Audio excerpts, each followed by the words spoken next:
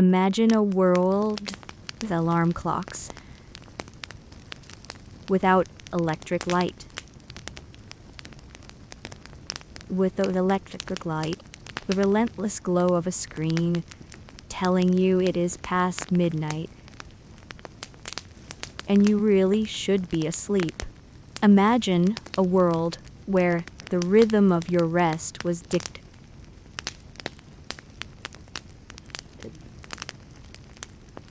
The seasons, the church bells, and the quiet of darkness itself.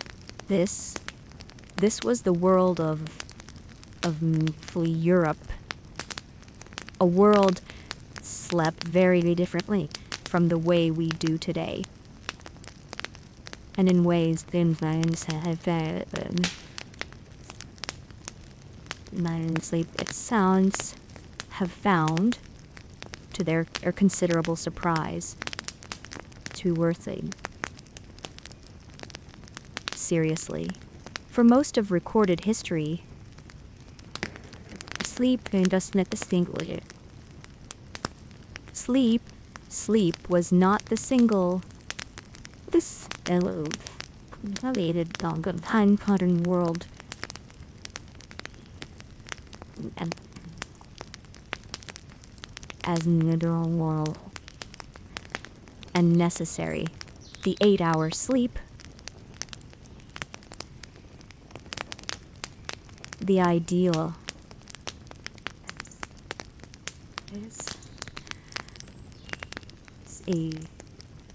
is a relatively recent invention, born not any deep biological truth, but from the demands of industrial capitalism and the invention of artificial light. Medieval people did not know this, of course, but they lived its opposite. A world in which sleep came in two distinct phases, set by an hour or more of quiet wakefulness in the middle of the night, and in which this pattern was so ordinary and so universal that it barely needed commenting on. The historian Roger Ikirch, whose landmark study at Day's Close.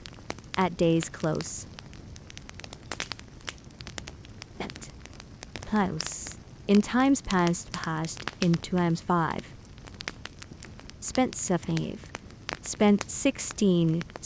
years combing through historical documents from the medieval and early modern periods, court records, diaries, medical texts, literature and personal letters. What he found was a consistent reference to what people and their second sleep.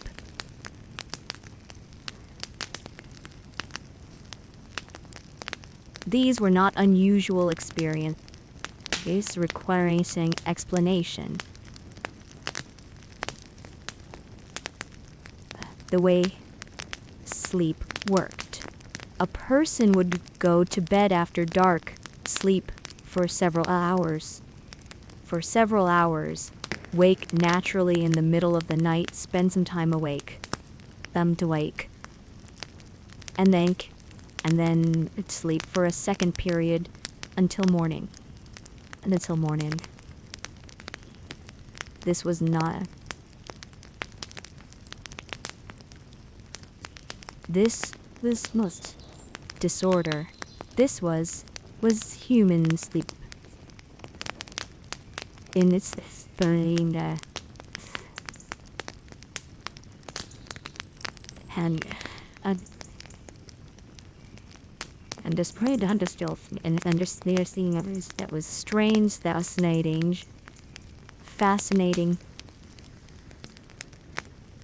and occasionally alarming about the way medieval people moved.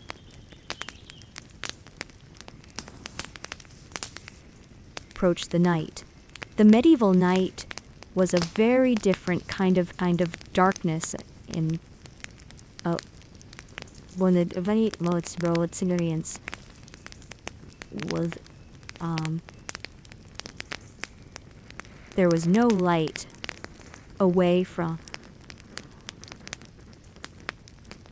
the occasional torch. The darkness of a medieval village or a medieval forest. The stars were extraordinarily bright. The moon, in its own, a genuine navigational tool, and the night itself was understood as this distinct realm as its own dangers, with its own dangers, its own inhabitants, spiritual and physical, and its own rules, to understand why medieval people swayed the way they did. You have stayed. They were sleeping inside. The medieval church time itself, the canonical hours, mins, plants, lauds, prime, terce, tex, sexta, non, prix sext, non, nis, and compliant and to died day and night into liturgical segments, each marked by prayer, each carrying its own spiritual significance, compline, sung at nightfall. The day of the fair hour fell, and God's protection. The vulnerability of sleep was not a metaphor in the medieval mind. It was theological reality. When you slept, your rational soared, and the boundary between you and this became more permeable.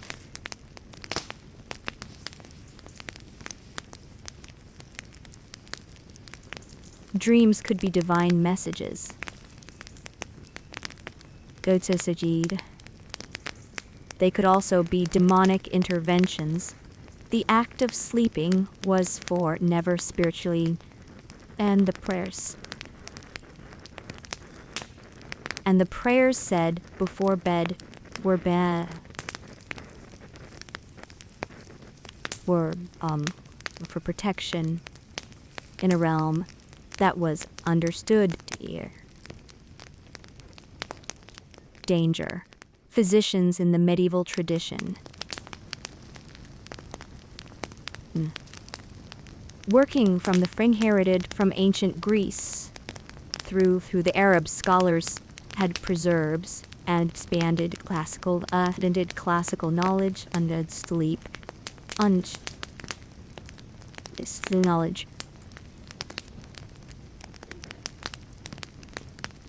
as linked confidence of the Lord's love was blood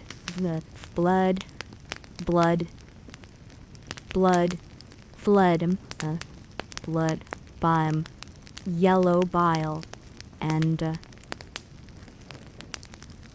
a healthy person had these humors in portion.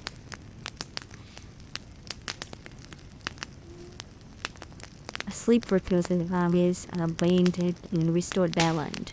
The balance.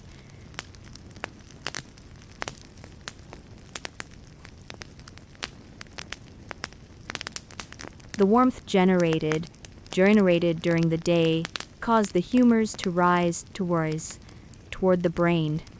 This is explained and sleeps in the end.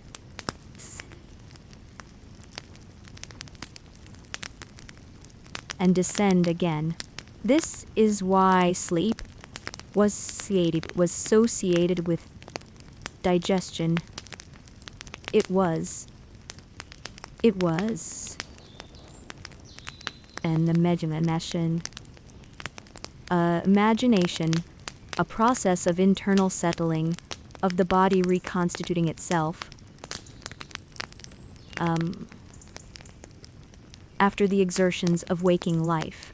What the medieval physician prescribed for good sleep, therefore, what the sleep would prescribe the like we say were but it shares more with Mosen than you might expect.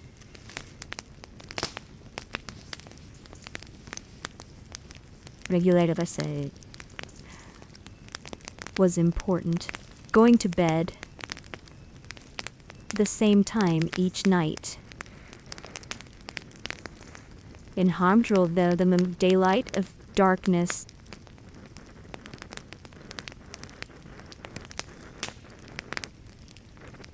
Was understood to be healthier than irregular hours. Moderation in eating before bed was recommended.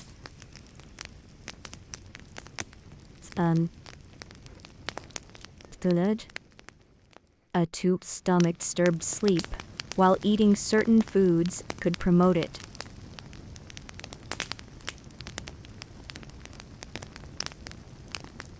Physical exercise during the day as a promoter of restful sleep. Even the importance of sleeping in a comfortable and safe and quiet environment was recognized. This means that medieval principle can save and give and would strike us as in medieval peculiar. The evidence for segmented sleep in the medieval period is in the medieval and it's involves hidden obscure many obsessed as unusable. Only specialists.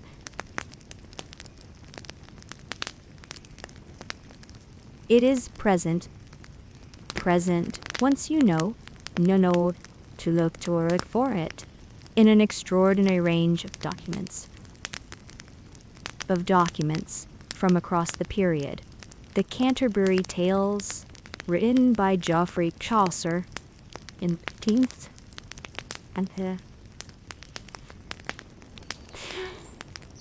Westens editing the night in the sleeping periods in a way that is casual and unremarkable because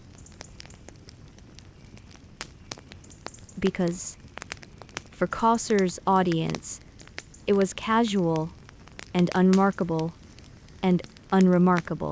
The medical texts of the period,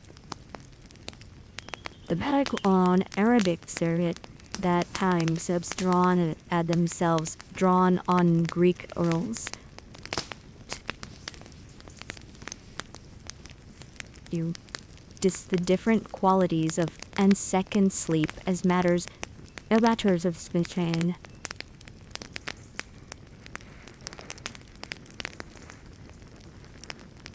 Court records mention criminals who committed their sleep after their first sleep.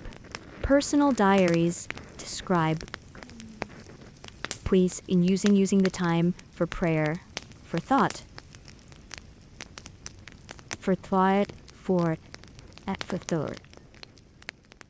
or for conversation with a bed partner.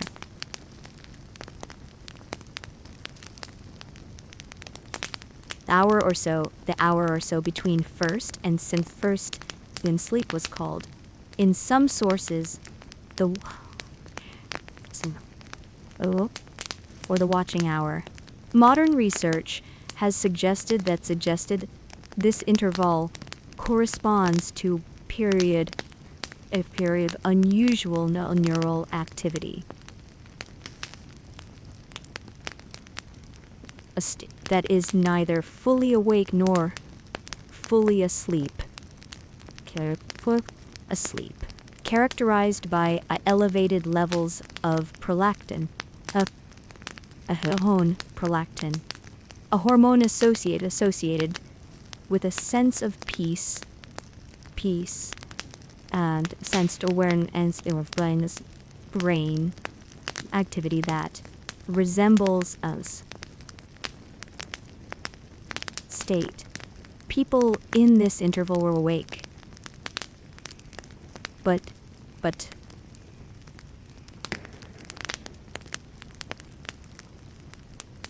they were not lying and buying in bed or about whether they were getting enough sleep. They were simply in a different phase of their nightly experience.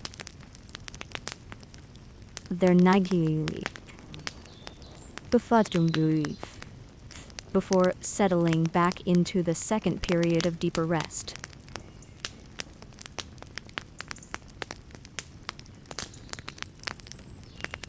Did medieval people do during this waking interval? The records suggest a remarkably consistent set of activities. Prayer was common. The Benedictine monastic rule, which Europe, had built the night office. Matins and lauds sung and all lights of the night into the liturgical schedule, specifically because the night was considered an appropriate and for prayer for ordinary lay people who did not live under a monastic rule.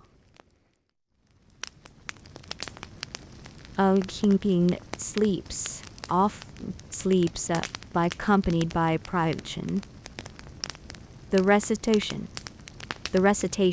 of prayers learned in childhood, the contemplation of one's sins and virtues,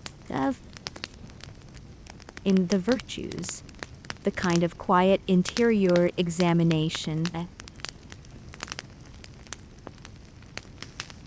Hours rarely. Beyond prayer, people use the waking interval for practical purposes.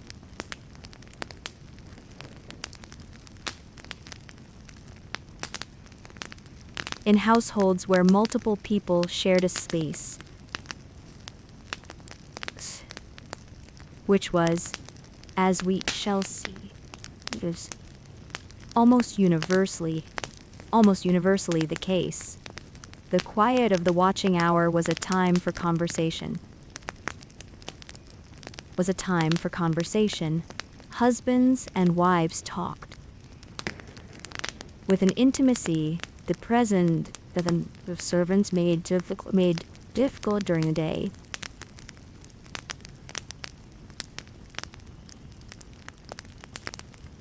Parents on sleeping children. People rose to use the chamber pot.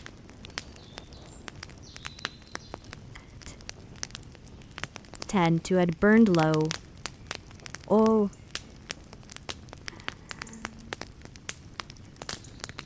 to bangers or stables was sometimes with the human inhabitants. Medieval medical writers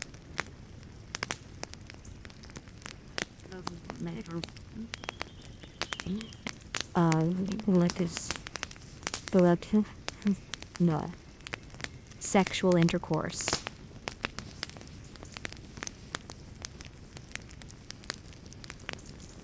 This was not mere titillation. It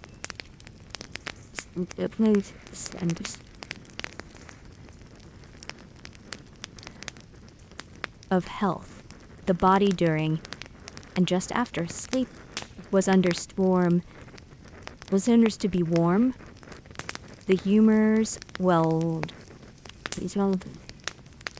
relaxed.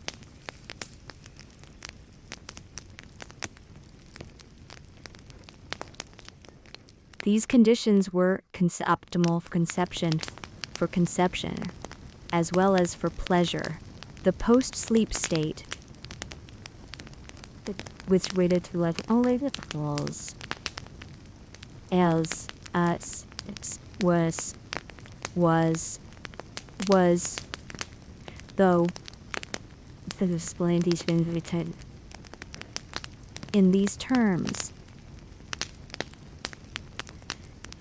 genuinely different from the tensed cortisol.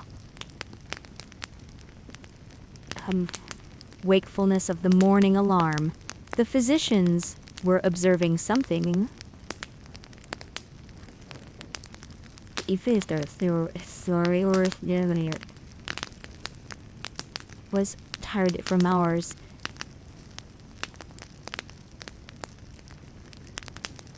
2 hours.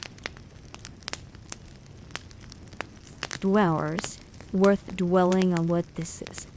Deep pattern about modernity.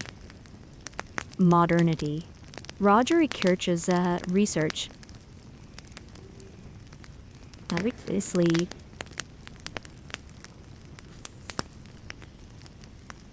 first village for layer. Is 80 corresponding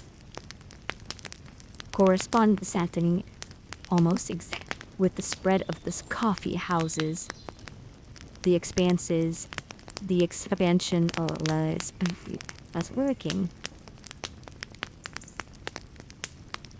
the industrial working day. The industrial economy required workers to be available of hours, and those hours by factory owners.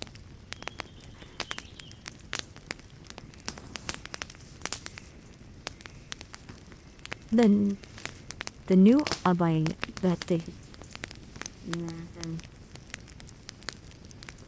and then socially especially expected to remain active, to remain into the late evening hours. And as the evening stretched later and later and later and later, time available for sleep compressed. And this too kind of sleep, but it is sized. Every step of this as a biology, the biological normality.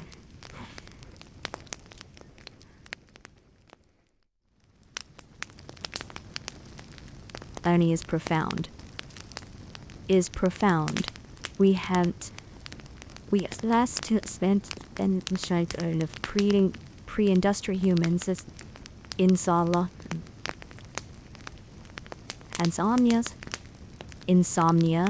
insomnia, sleep maintenance disorder,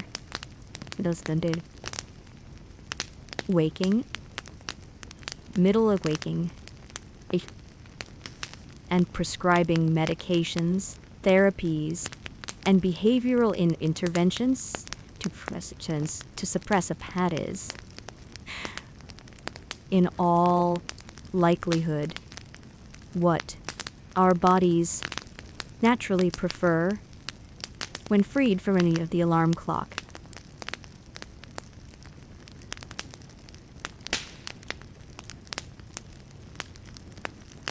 Medieval people were not sleeping wrong. They for little they're accommodated. They're accommodated. We are the ones who changed, and who changed, and the change has not been outcost.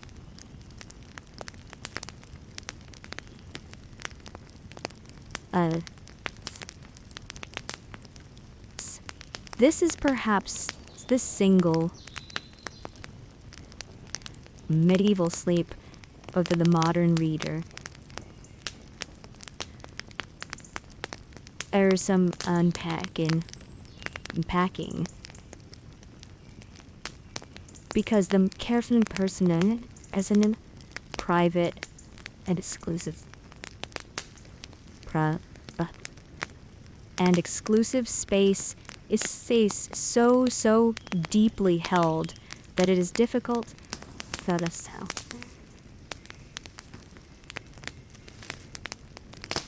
understand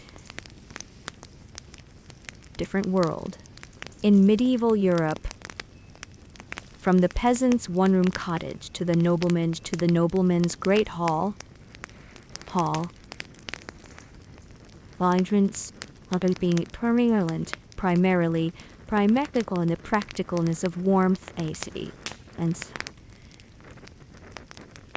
safeties, and space, and only secondarily, if at all, by the modern concepts of privacy, and personal space. People slept together because they particularly wanted to, because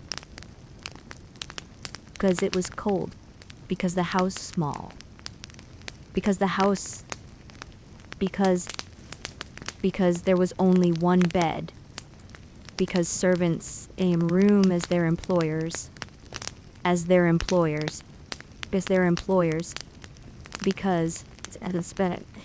it's called with strangers,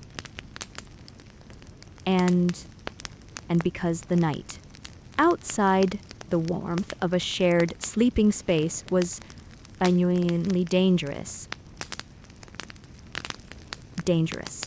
In peasant households, which constituted the overwhelming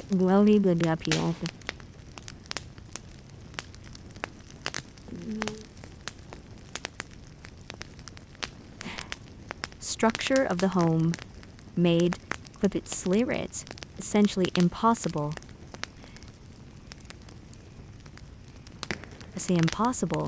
The typical English peasant dwelling of 13th or 14th was a single room or two room structure. Earthen floor, and no internal walls. Being family. The entire family, parents, and any live-ins or farmhands, slept in the same space, the family bed. If there was a problem,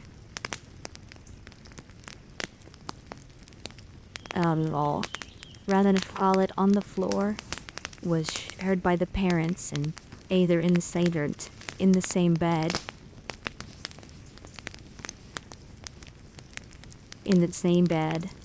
or nearby, or in a trundle bed that pulled out beneath the main bed. Animals, pigs, chickens, sometimes a cow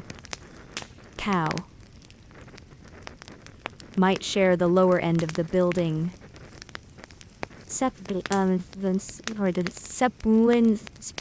only by a low partition or not at all. Their body heat was a genuine and value to the warmth of the space.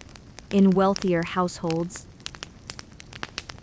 The wealthier households did not always in fundamental character. In fundamental character, the great beds of the medieval nobility,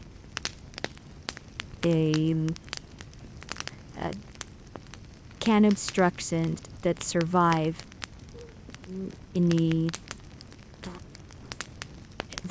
pictures cannot be civilians.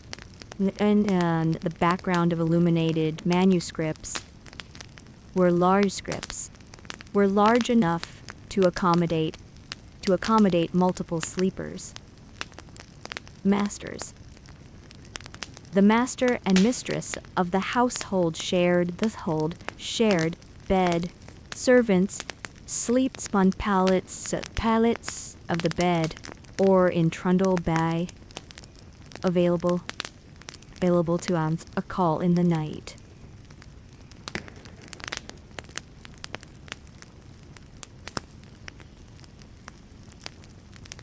Slept in the same chamber. The notion that the lady of the manor to a private bedroom intimate undisturbed and presence by a post-medieval fantasy. The reality was a room full of sleeping, with the principal bed being comprised by no means the only room in the room.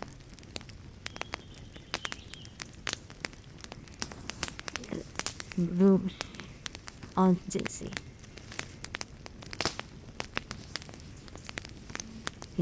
Intimacy. The medieval did not fall in all rooms, individuals.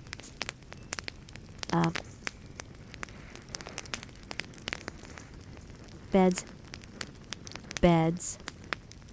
were shared. A traveler arriving at an inn could expect to share a bed with several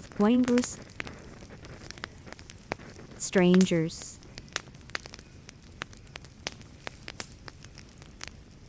People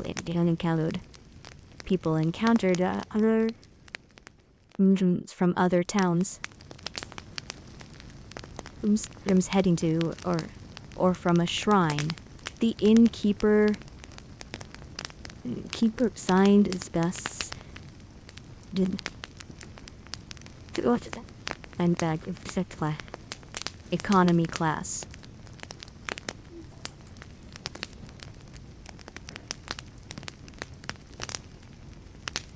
Filling them efficiently and without sudden fragrances.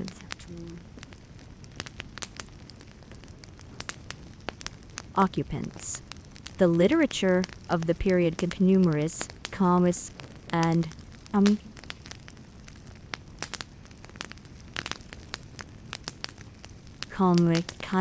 occasionally a clangor and swinging the work. In the dark, what made arrangement workable and people unremarkable was a very different understanding of the body, of personal space, of the relationship between proximity, social meaning. Medieval people did not experience the close physical presence of other sleeping bodies as an invasion in the way that a person might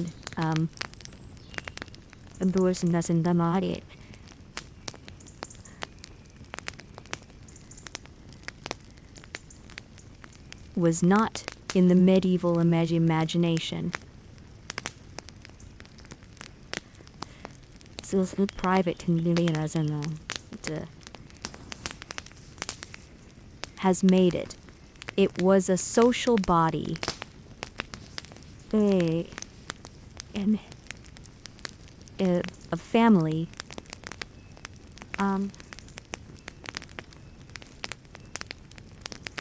Guild community. And the physical arrangements of sleeping reflected its relationships. The canopied bed of the wealthy deserves particular artifact of medieval Islamic culture.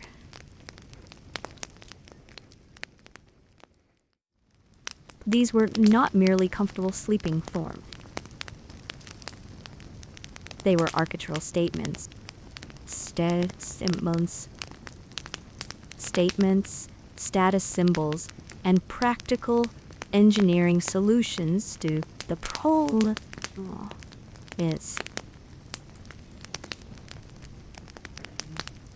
Drafty hall, the heavy curtains, heavy bed, toilet,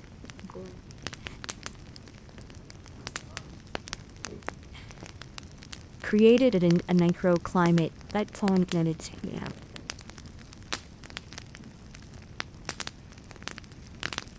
to a manageable level. They a visual privacy.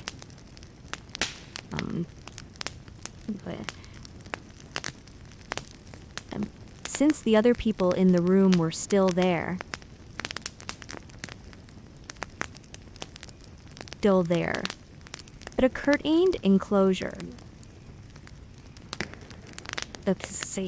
As a kind of room within a room within a room, the great bed of where a famous bed.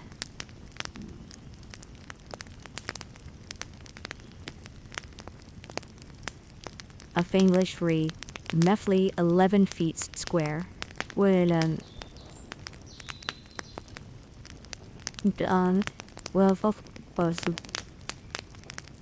sleeping morbidly or simultaneously equals and was and was celebrated a curiosity and an attraction precision as its extraordinary capacity. The social meanings embedded in medieval sleeping arrangements extended beyond practically where you slept.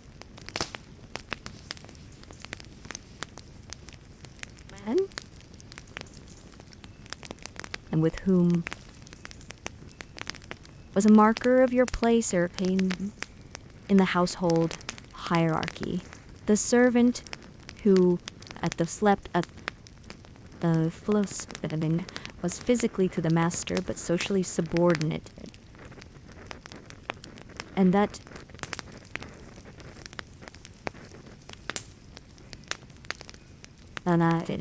was enacted on the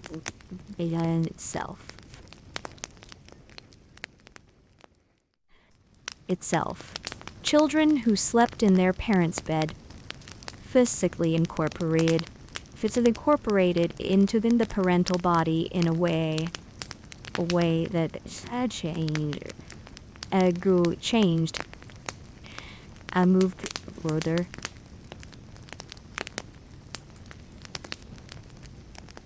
And removed from the parental center. Honored guests were given the best bed in the house, and some of the host himself.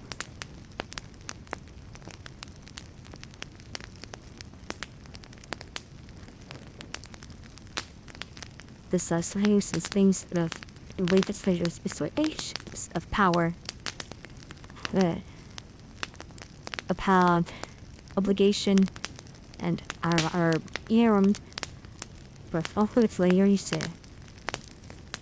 even in unconsciousness, the medieval night was populated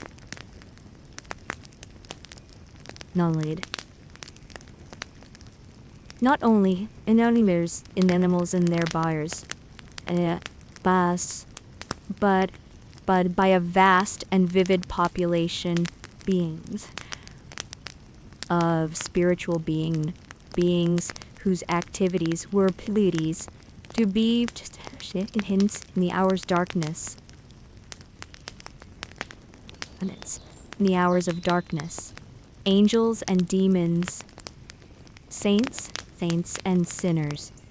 And those saints and the malevolent spirits of the unquiet dead. All were understood to be more active, more newer, and more dangerous at night than during the day, and because the sleeping body was understood to be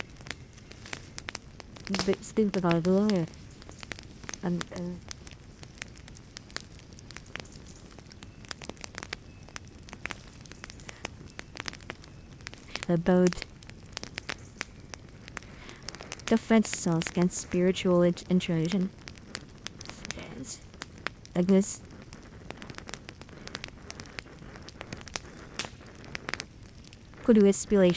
could do its worst work.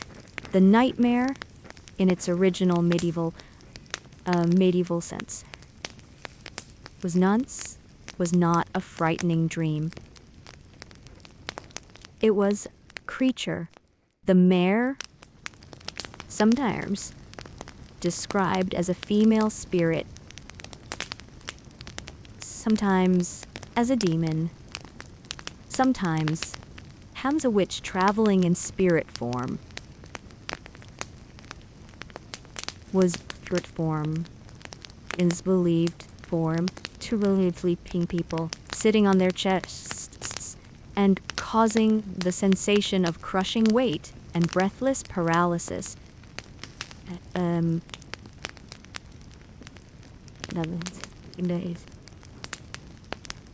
As sleep paralysis. Sleep paralysis is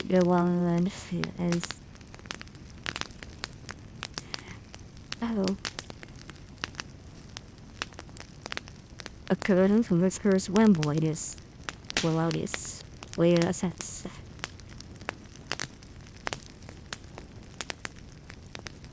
In effect, it is experienced as an inability to move,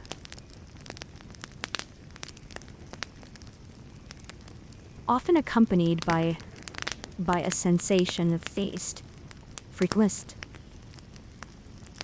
and frequently the presence.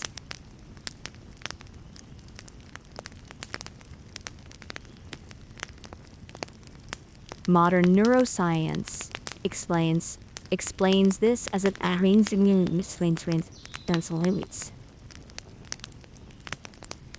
different sleep states. Medieval explained it as the work of the mare. Both are attempts to account for the same strange and frightening experience. And then the main explanation being immediate of the mare, if the male.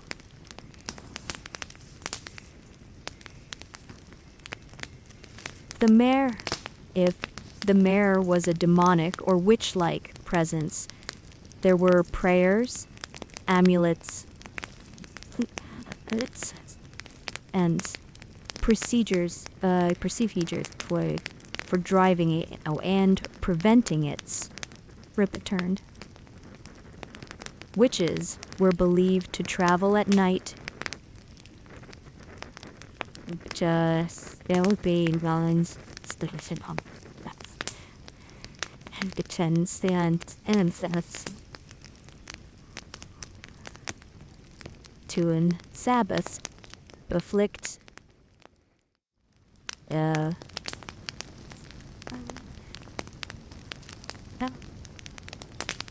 from the cows of their neighbors. The sleeping body of the witch was therefore a body whose visible calm was deceptive.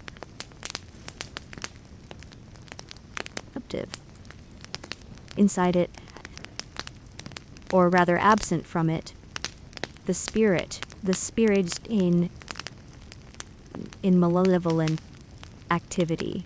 This created genuine anxiety in communities that believed in witchcraft because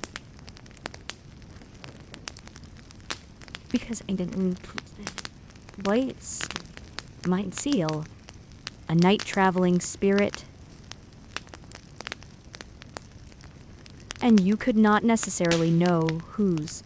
The literature of witch trials contains accounts of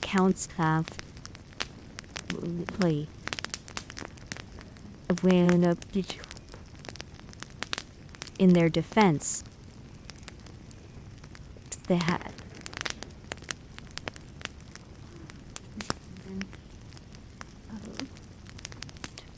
occurred, their neighbors sometimes refused to believe them.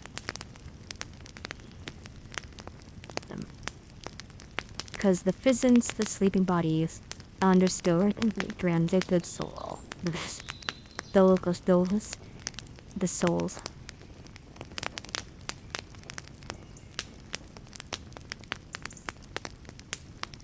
The souls of the recently dead were another significatory. Night visitors. The medieval church taught complex theology of the afterlife. Might pass through purgatory. Might return to address unfinished business. Might need prayers from the livers to advance their journey toward heaven, or might, in the case of the damned or the improperly buried, be knit to wander. These wandering were genuine source anxieties, avenues of anxiety. A literary convention, chronicle accounts, and court records, where communities were convinced that a recently neighbor was returning his grave at night. The graves and describe of the living describes practical men. That's the in extreme.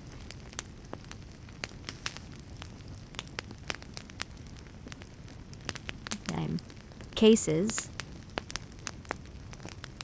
exhumation and reburial or destruction of the corpse. The physical vulnerability of the sleepy had its medical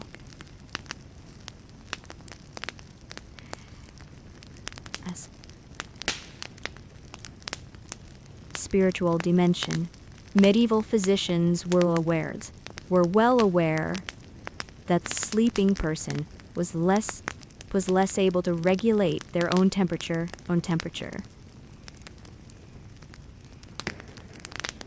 Was susceptible to the of bad air, miasmas, as they were called,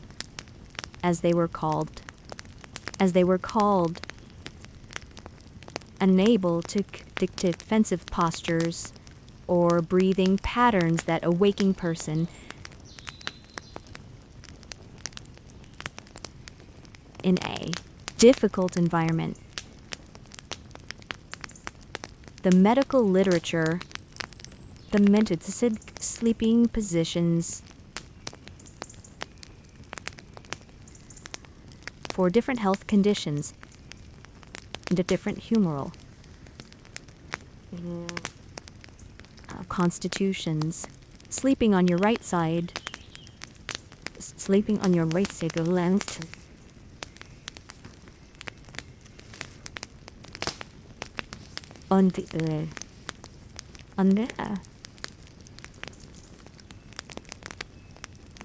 understood as the seat of blood production. If more effectively, sleep also, but sleep on throats was this protocol.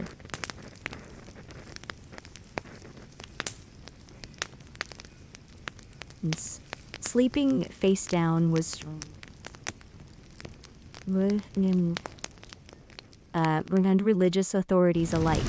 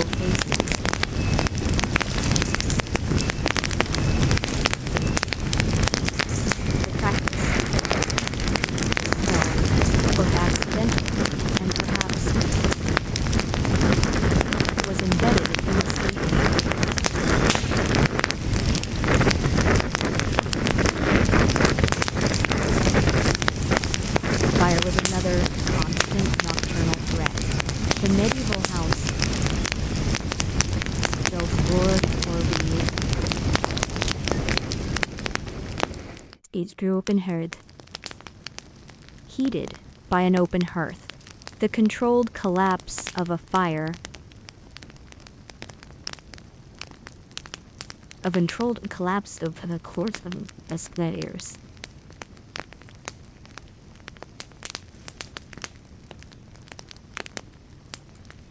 Of love thee, or that received that it set that with terrifying speed. Towns burned regularly in the medieval period. And that began at night. At the night, when everyone was asleep and the fire to spread before the alarm was raised were among the most regular singular disasters. The curfew, from the Old French couvre-feu, meaning to cover the fire, was not in its original sense restriction on people's movements. After dark, it was an instruction delivered by the ringing of a specific bell or to cover before sleeping, reducing the conflagration. If the medieval sleeping body the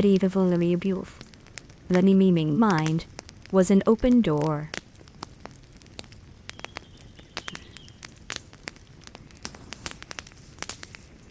World.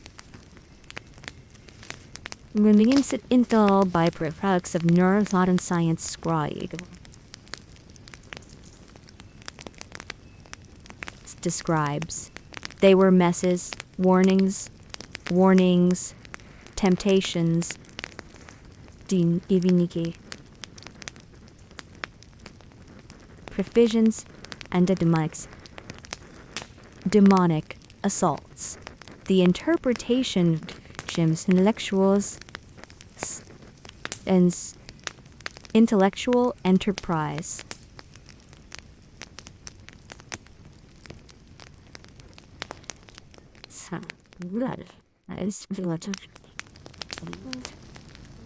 Now, behind it. The experience of a significant dream was something ported upon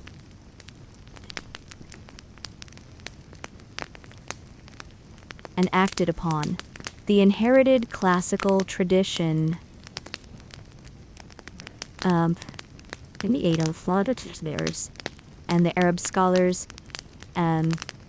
intellectuals or selected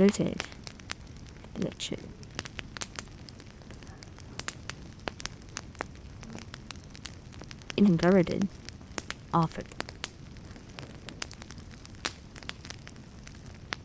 understanding dreams. The most influential classification of classific bears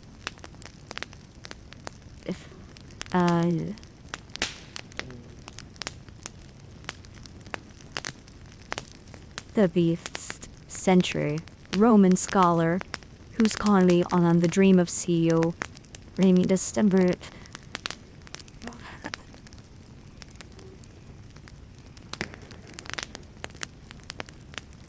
Macrobius distinguished 5 types of dreams.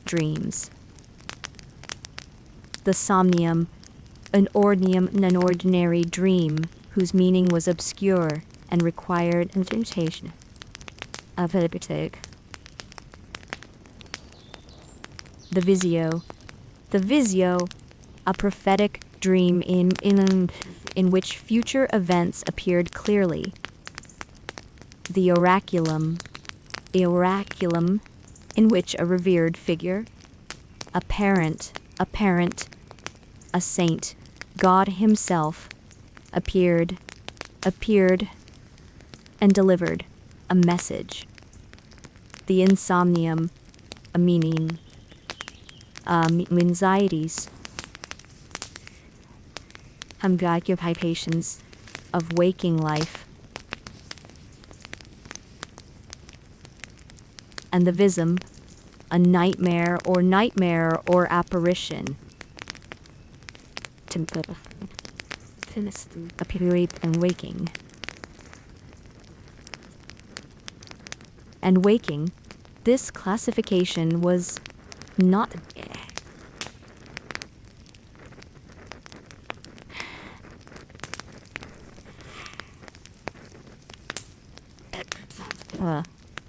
into a dream. A true prophetic vision or divine oracle demanded attention, recording, and appropriate action. A somnium required interpretation by inspired by someone skilled in the reading of dream symbols. an insomnium could be safely ignored. As I'm ignored, a nightmare. Prayer, prayer, the sign of the cross.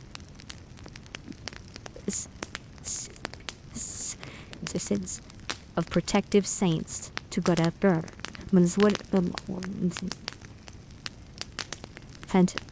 Had sent it. The challenge, of course, was that distinguishing between these types in any case was straightforward.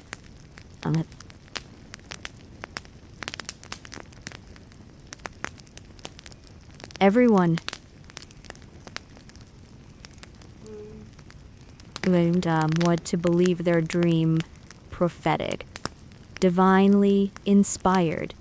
The dream interpreters and confessors are consulted.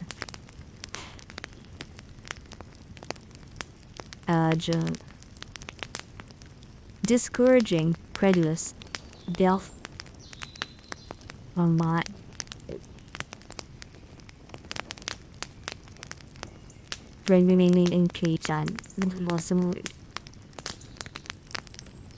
That a dream might be significant. The Bible provided numerous precedents for of the vehicles of communication.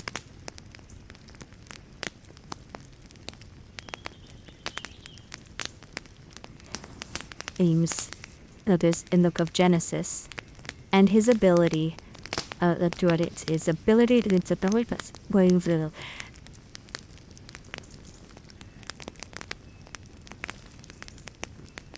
in the medieval world. The three wise men were warned in a dream to returning either finding the Joseph.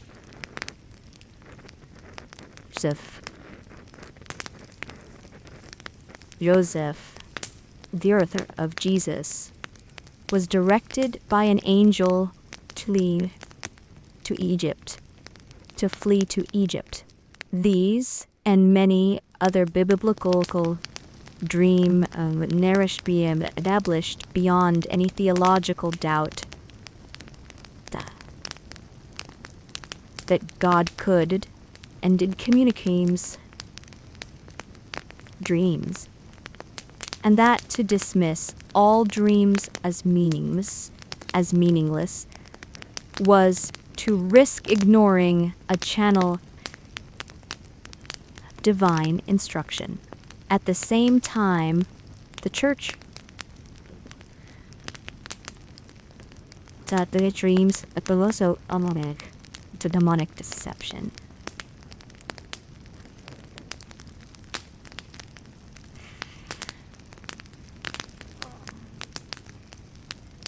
According to standard behavology, capable of saying that peers at themselves were divined, but were designed to mislead.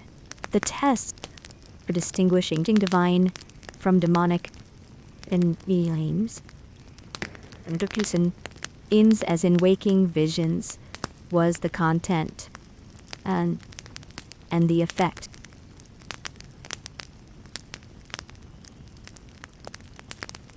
A true divine communication brought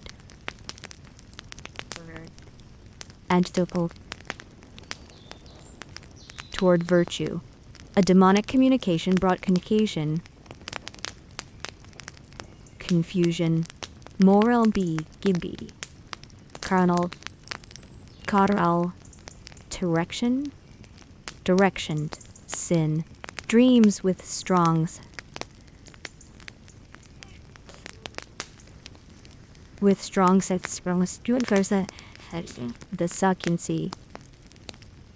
the succubus,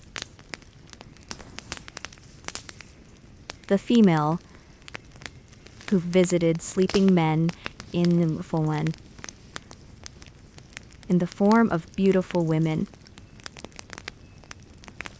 who the incubus, who afflicted sleeping women, were standard figures in the menological literature.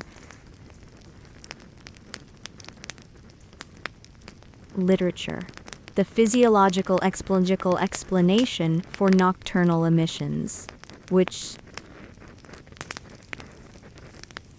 the physicians attributed to an excess of fluid requiring release, coexisted with the theological explanation of demonic visitation,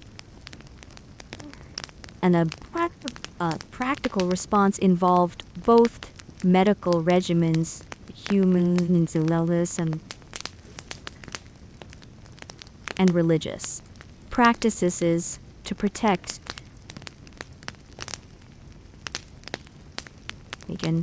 the significance attached to dreams in the medieval world created a distinct genre of dream literature.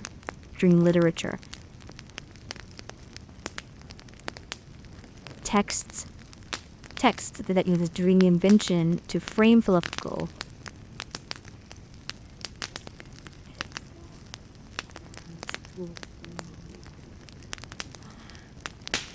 or political content. Chaucer's dreams, including hookings of the Duchess, the House of Fame.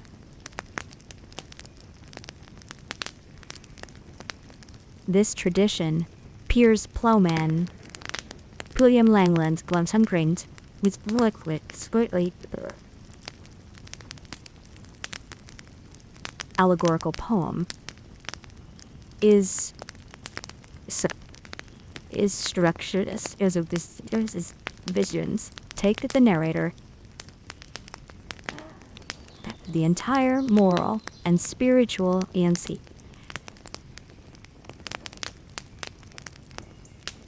Society. Dante's Divine Comedy. The Supreme Liturgy, she reads it. Period. We are bring the advantage of the genre.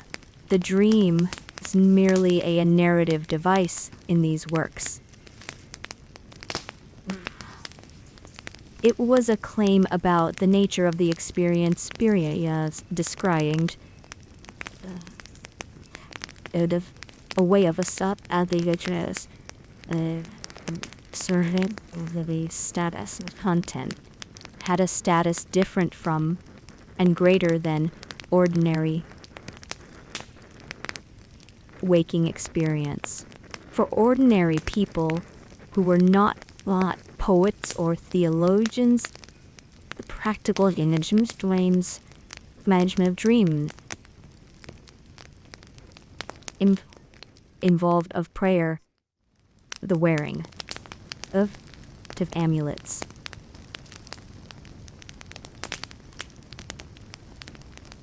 the dream books, and the advice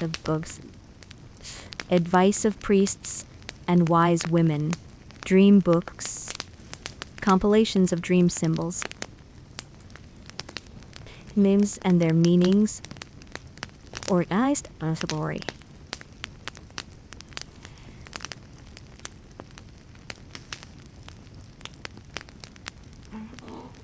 Or widely related in the medieval period, both in learned versions for the legends for literate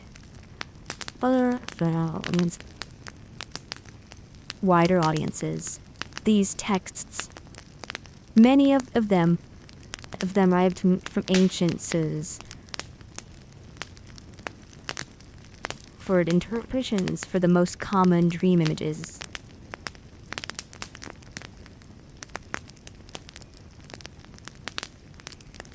Dreaming of teeth, dreaming out, of flying out, of flying, of drowning, of specific animals, of fire, of fire, of the sea. The interpretations varied by compilation and often contradicted each other.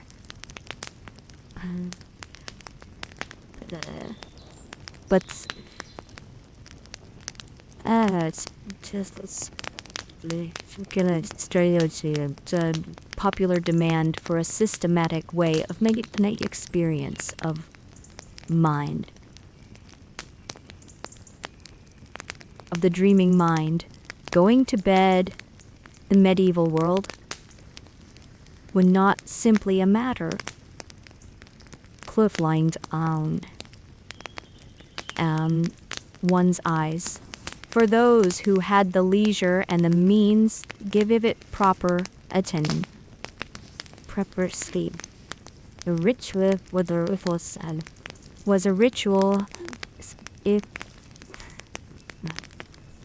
of the ritual and social dimensions, each of which lean was taken seriously, and each of which reflects a fundamental understanding between the waking and sleeping body than the one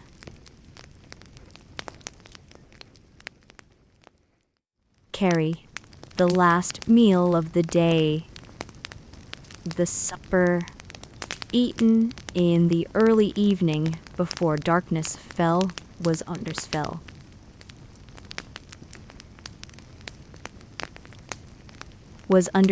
by the physicians to have a direct and significant effect on the quality that followed.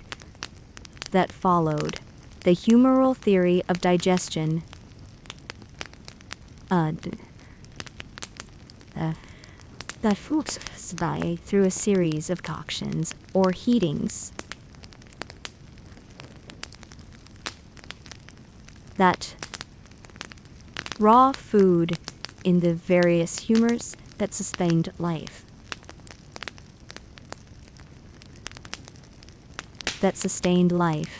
This process required warmth, which was in wisdom was a human toward the brain. Board.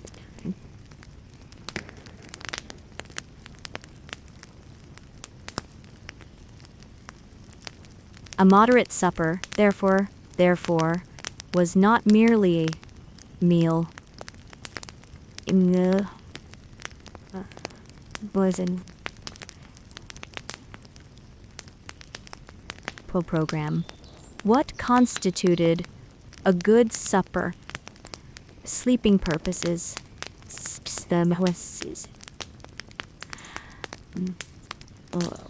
Considerable precision in the medical literature.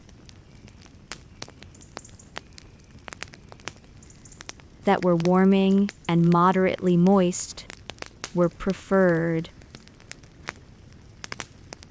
Dishes that would support the gentle warmth of digestion without overheating the body. Heavily spiced foods were to be avoided close to bedtime. To be strongly humoral balance. The humoral balance. Legumes were considered problematic because of their tendency to produce flatulence.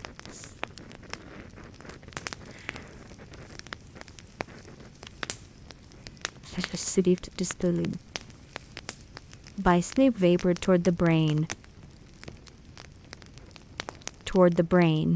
onions and garlic. Similarly, were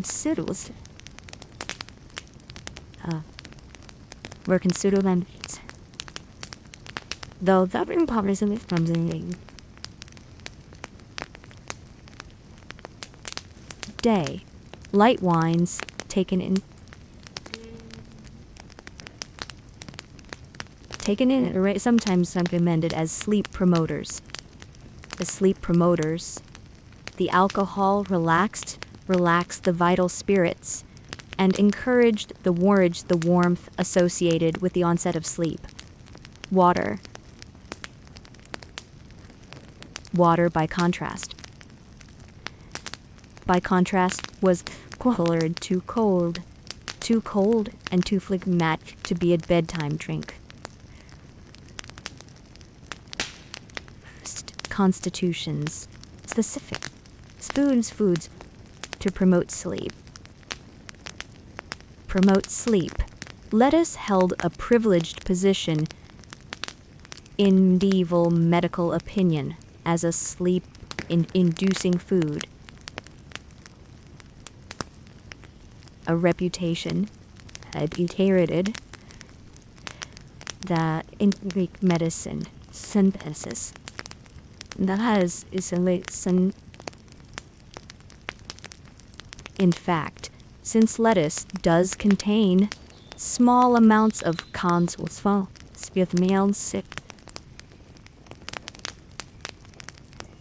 properties, almonds, pea seeds, and various herbal preparations were also recommended. The monastic tradition had accumulated considerable practical knowledge of herbs, and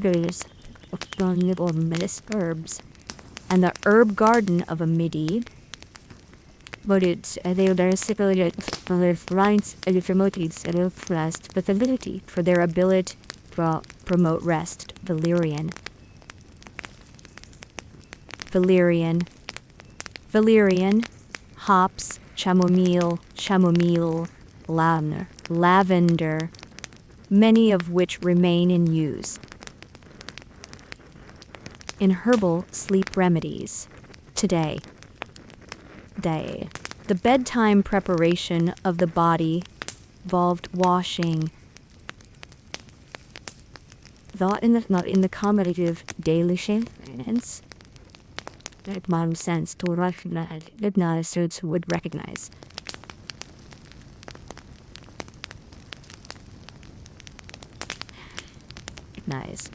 Medieval to washuds are considerably misrepresented in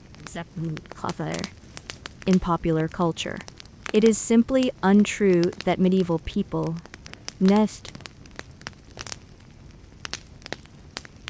they washed their earrings as a model of eating.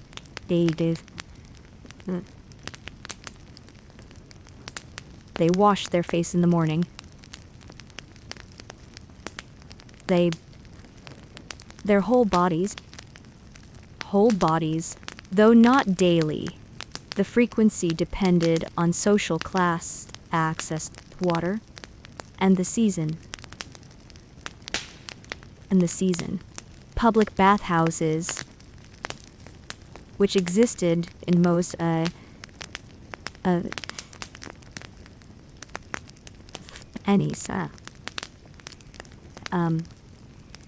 were established, visited regularly. The social spectrum. What medieval people did not have was the modern conviction. Listening with soap was the acceptability.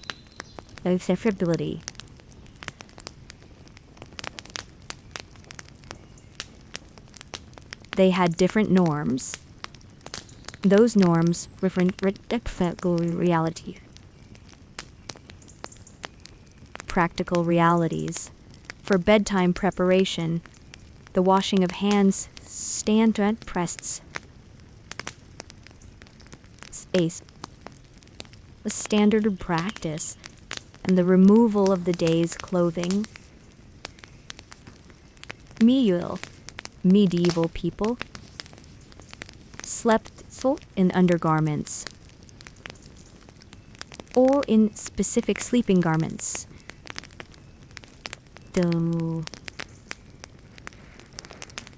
During the day, the wealthy had linen nightgowns and nightcaps. The poor made do, whatever they had. Perhaps they had.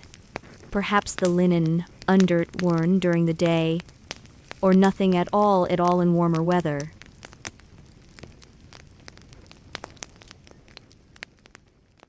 Which strikes modern readers as comic, was a genuine practical garment in an era, before central heating. Heat loss from the head during sleep was done in one cold building, and the nidinapta and the nightcap made of linen or wool tied under the chin was a piece of battle management.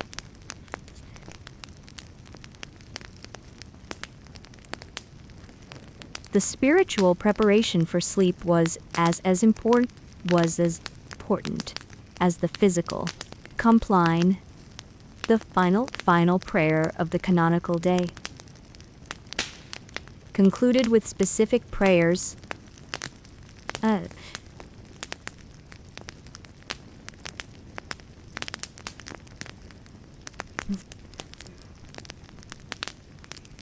From physical harms from us. For monastics, it was both communally in the chapel. For lay people, it was a private of devotion.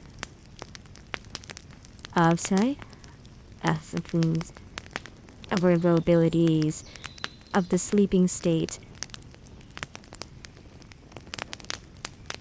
The prayers known as night prayers typically invoked specific guidance and have a particular authority of darkness. Saint Christopher, for protection in travel. Saint Blades and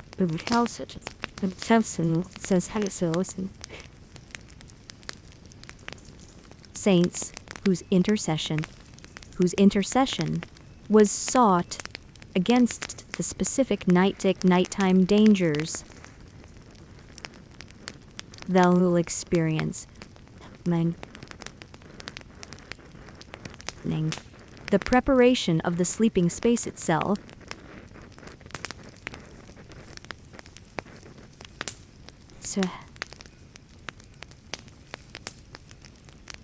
straw mattresses were aired and beaten to discourage the insects. Fleas, bedbugs that were inevitable companions of medieval sleeping life, and that represented not merely a nuisance, but a genuine health risk. The wealthy used sheets of linen, changed regularly, and the laundering of bed linen was a significant enterprise. The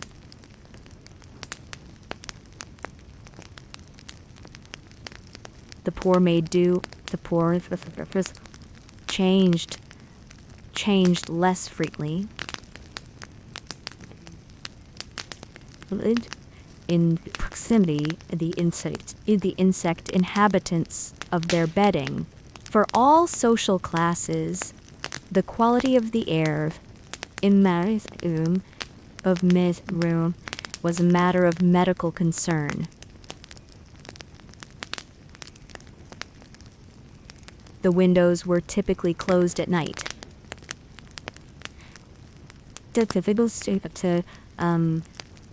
keep out cold, damp air and night air was believed to carry. The belief that night air was particularly dangerous was thus persists.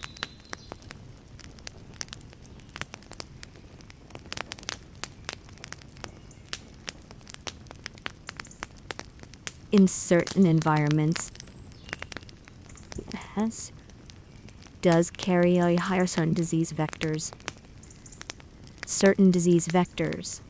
The miasma theory was wrong about the mechanism.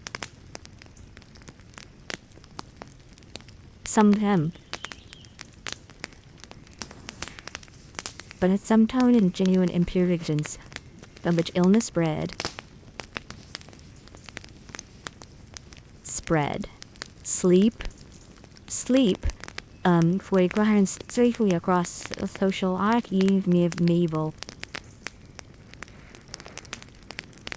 medieval Europe. The peasant laboring in the fields of a manorial estate and the king in great chamber, canopied bev of carved oak and or silk were both engaged in the same biological necessity, but the rituals, social meanings, in the specific challenges of that necessity differed them, that they might describe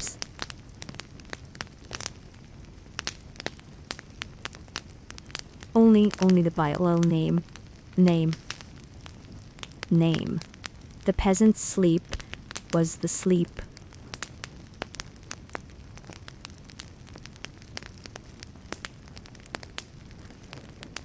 Agricultural calendar of Medid and Sigilmus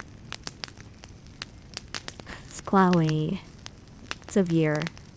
Plowing, planting, harvesting. And the bodies that performed this labor were simply by darkness. The peasant did not need sleep hygiene advice or bedtime rituals.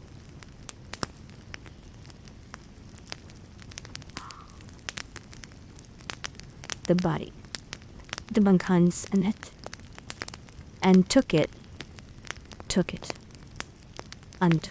on whatever was available.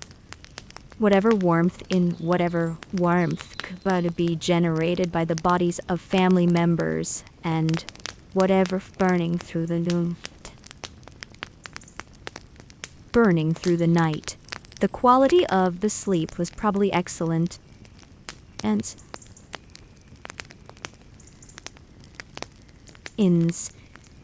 that's comely to readilies that had been worked to their limits. The duration was determined by the season. Short in summer. Then the literally and the working extended it was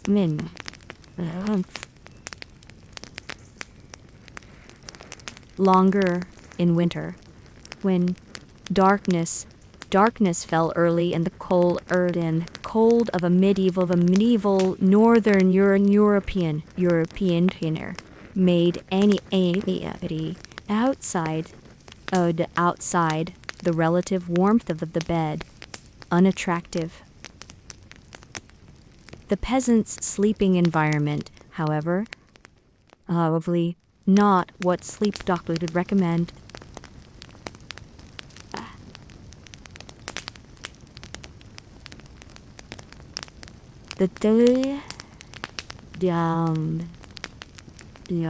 And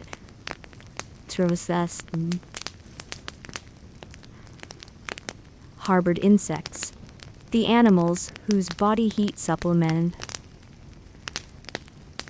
the Anos Bellows, and it's inseating in smells, and Chomville be to a modern sensibility. The children.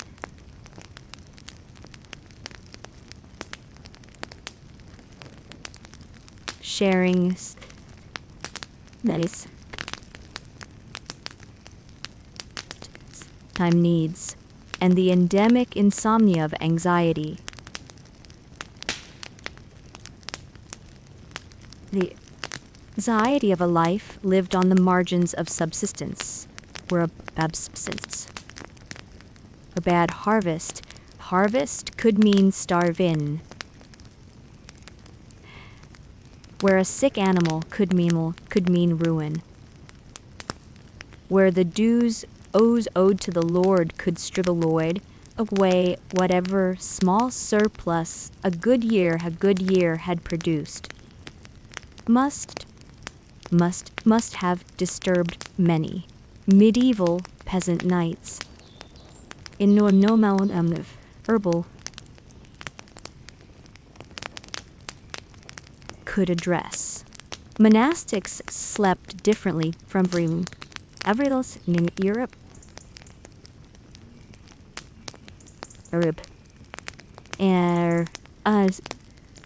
Arrangements are among the best of any social group. Because the monastic rule that governed their lives specified of their rest, the same precision that it specified these conditions of their prayer.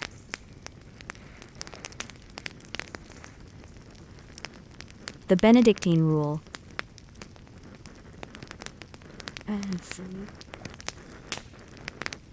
which forms this requires a slim dormitory. A calmly clothed, fully clothed, with a lamp burning throughout the night, and rise the night Austin's the night office at an hour that was calculated to give approximately of sleep, and the night prayer. This was not considered insufficient.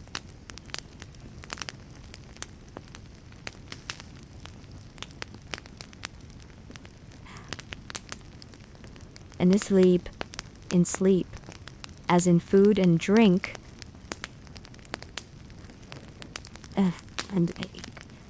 and foods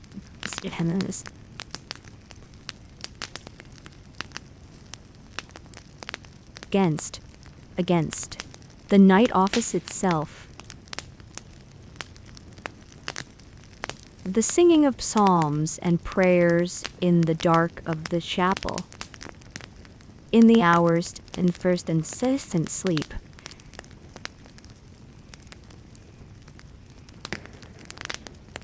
was experienced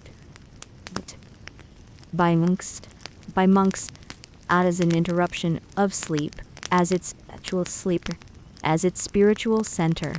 Rising for matins was a voluntary submission to the rhythm of a life organized or organized around God's realm rather than the body's convenience and the effort required, leaving a warm bed in a cold dormitory, processing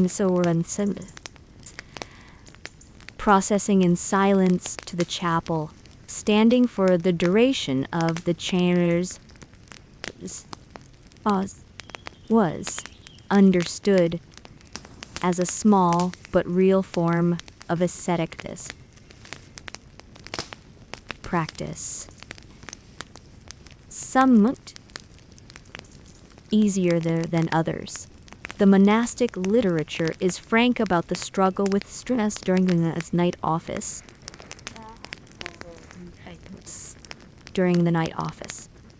And various strategies for aiding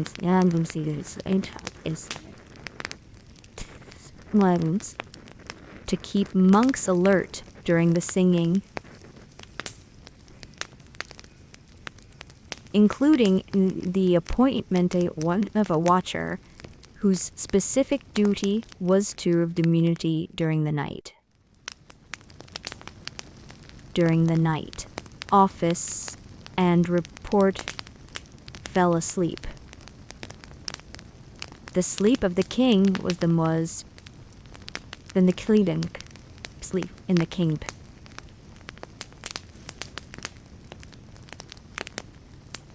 Ceremonially attended the ritual of the royal bedchamber in the high medieval period was an elaborate ceremony involving numerous attendants,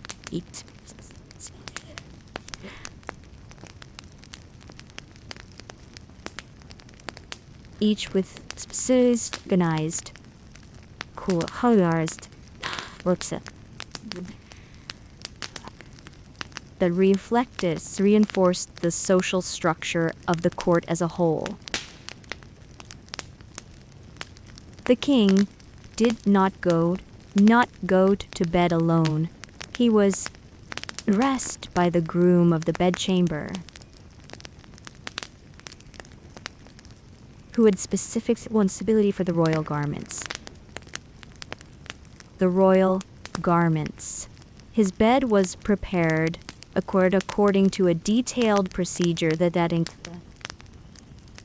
includes for conceal warmth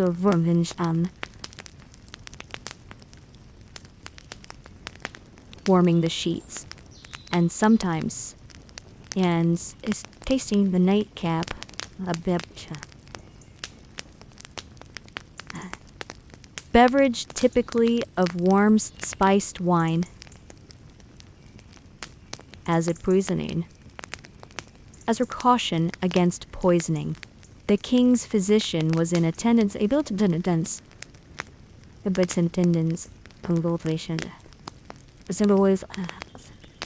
for the royal health.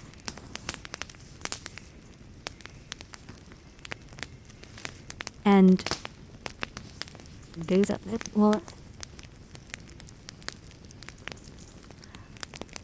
both as and thunder demonstrated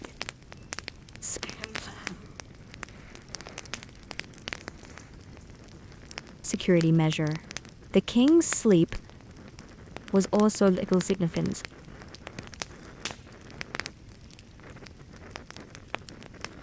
Who slept too much was considered indolent, unrule. For rule, a king who slept too little was considered to be neglecting the bodily health on which to govern depended.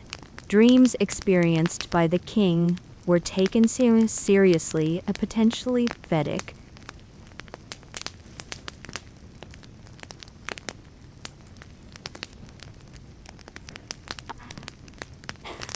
The king's physician or chaplain might consulted to determine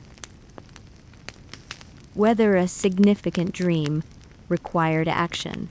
The physical and spiritual state of the king's body understood to be connected to the health of the kingdom itself.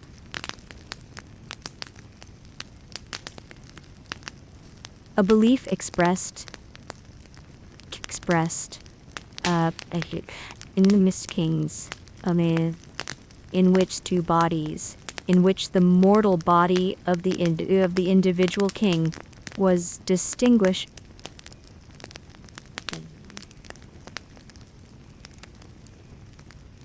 kingship. What the king's mortal body did, including what it did at night, was therefore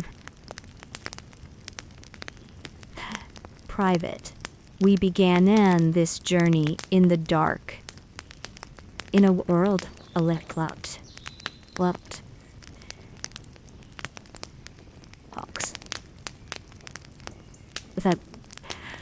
without alarm clocks. The saw people annihilated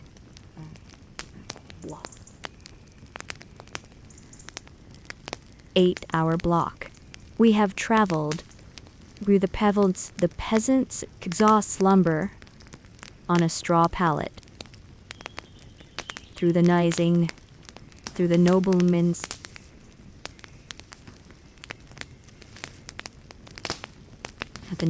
and ceremonially attended rest. We have visited the watching hour between second sleep,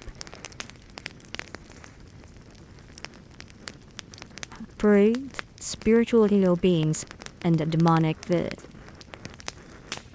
toms brings the connotations, temptations. We have met the medieval nightmare in its order, in the mare.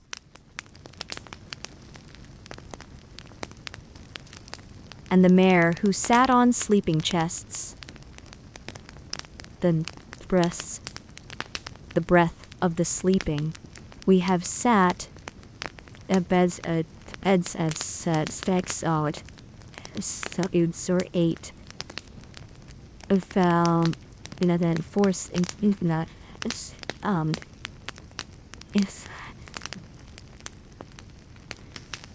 once the missiles in the life early lost.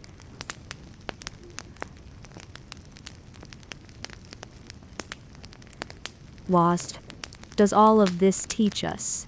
Not, I think, that we should try to live as medieval lived.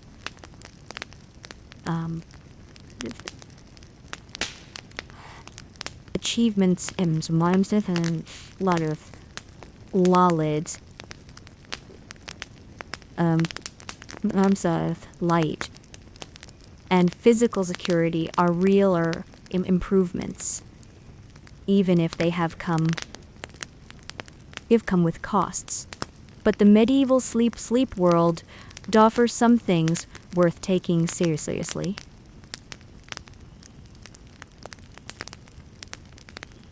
The two-phase sleep pattern. First, sleep. The watching hour. Sleep. Appears to be not a medieval peculiarity, but the human default, suppressed by industrial modernity, but not eliminated by it. The widespread pattern experience, waking in the night, being unable to sleep immediately, which it narrates this and waves and repeat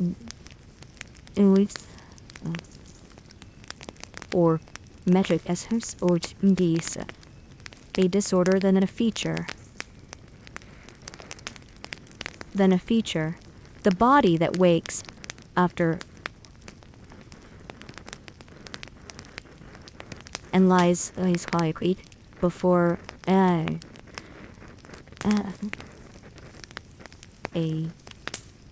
perhaps turning to a full trees when into bed from the constraints of the clock. Problem. Not the waking. The social dimension of medieval sleep. See, the bed space. The bed shared with family, guests, and strangers. Represents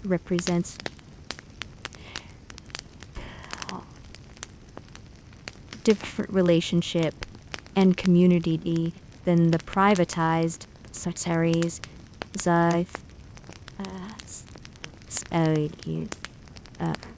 screen sleep of the modern individual, whether communal sleeper is not as simple as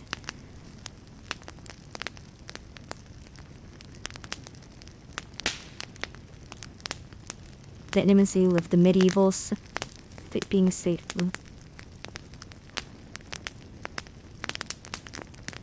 Perhaps a kind of subjective was of physical presence. It also flees disease, the sounds and smells of other bodies, and those something that's the rest. The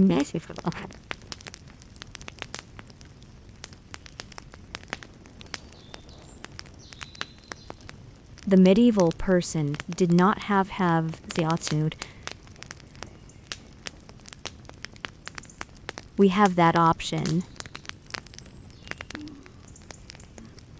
almost universally, whether we have gained or lost something important in that choice.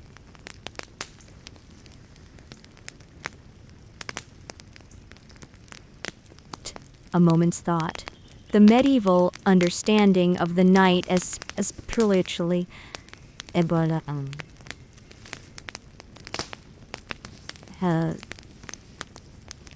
as a beings by beings and forces that took an interest in the sleeping was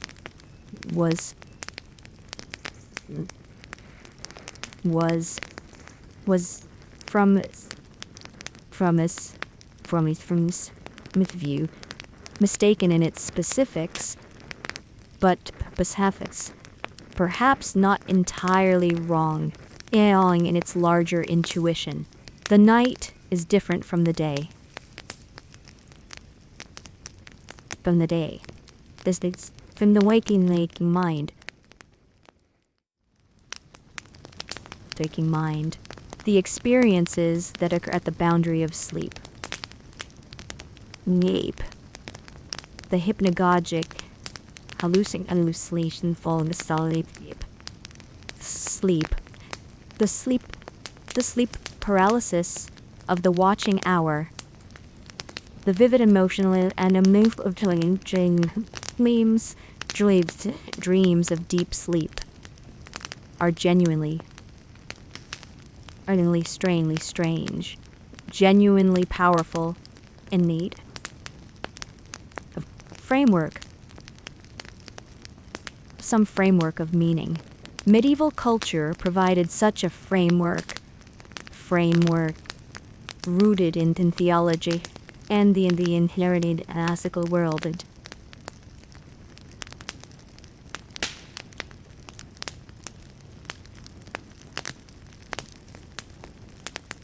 Modern culture had different framework rooted in theology and psychology. Both frameworks are attempts to make sense of the same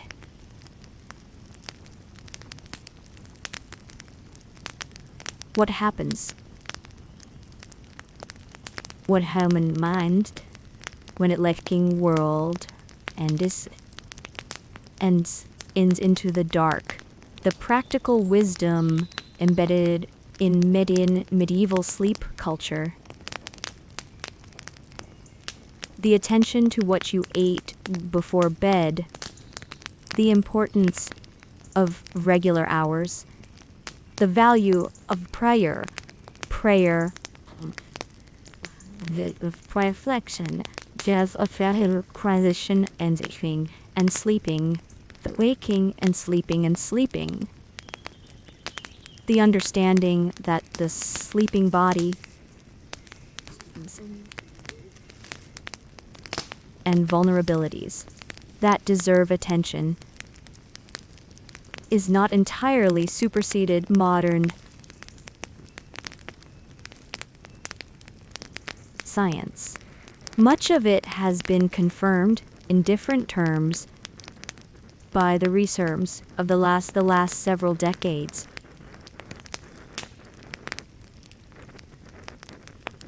Eating a heavy meal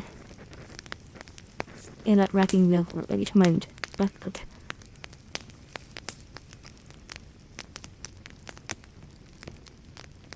Regular sleep and wake times support circadian rhythm, a quiet,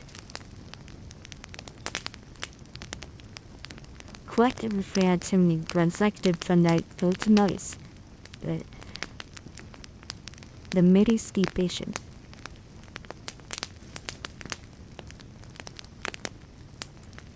The medieval physician and the modern sleep doctor would disagree prickly about it, but the nose dud base good advice. What we cannot recover, and perhaps we should not try to recover, is the medieval certainty. Is the medieval certainty that the noisily and spiritually insignificant.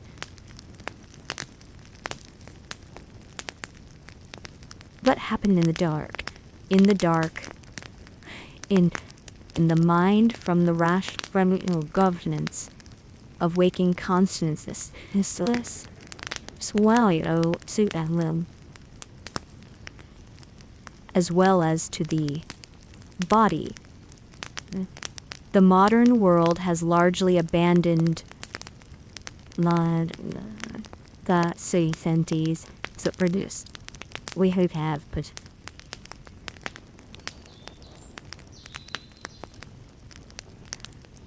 but we have perhaps abandoned it at some cost to the serious in the night, which we take the inner life of the night, the dream that a medieval person would have reported to their confessor and acted upon. Passa the medieval purpose of practice, the braces, noise.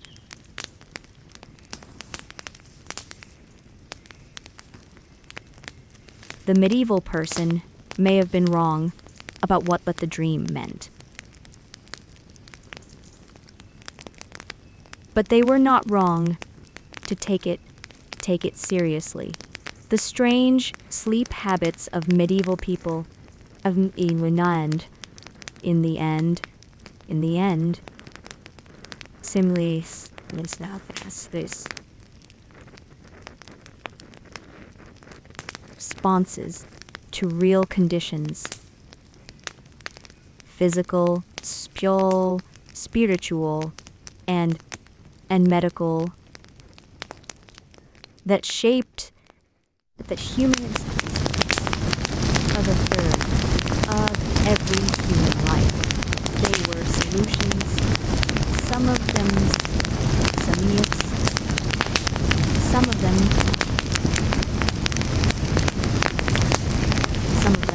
simply different to the universal problem of what to do with the dark. With the dark, when we look at them clearly, without the condescending toward the past, the unreal worlds, we find not only our own eye and mirror, but a mirror in which our own experiences, its societies, its assumptions, its silences becomes visible in an new, sometimes uncomfortable light. The medieval person sleeping their first sleep share this the watching hour, waiting for the watching hour, preparing to dark before returning to the second sleep. Was not sleeping wrongly. They seems to me, in the full complexity of what that always meant.